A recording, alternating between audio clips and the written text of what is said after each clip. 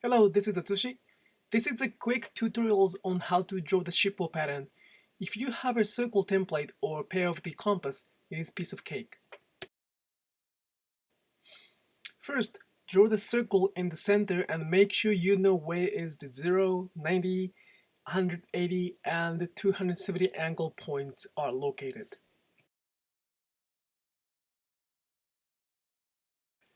Next, shift your circle plate to the 45-degree angle as video shows. In step 2, you will add 4 circles on each corners of the original circle you draw.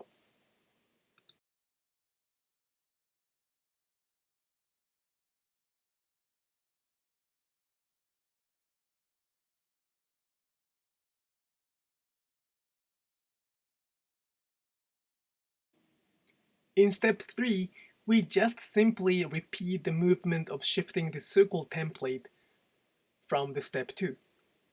See? It's easy. When you use the pair of the compass, make sure that you can set the center of the circle by using the 90, 180, 270, and 0-degree points from each circle. The set of circle templates I am using right now are available on my website. Another way to draw the Shippou pattern would be transferring the pattern using the method I introduced on this YouTube channel, transferring the pattern.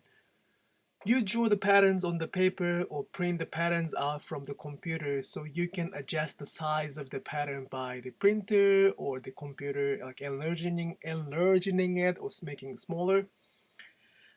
I use the transferring the pattern method when I know the exact size of the circle I need on the fabric. Otherwise, I prefer using the circle templates. As you can tell, it is very easy.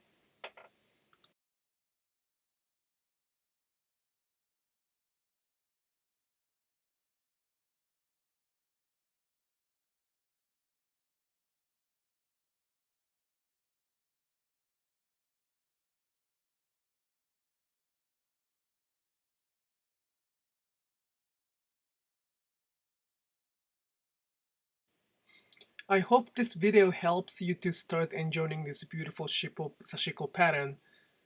The images and descriptions are available in my blog post on upcyclestitches.com. Here's a quick hint on how to stitch Shippou pattern. Unlike the other patterns with the straight lines, Shippou patterns consist of only curved lines. Theoretically and ideally, when we make Sashiko stitching on the curved lines, the smaller stitches are recommended. Also, making so many stitches like 15 or 20 or even more stitches are not recommended.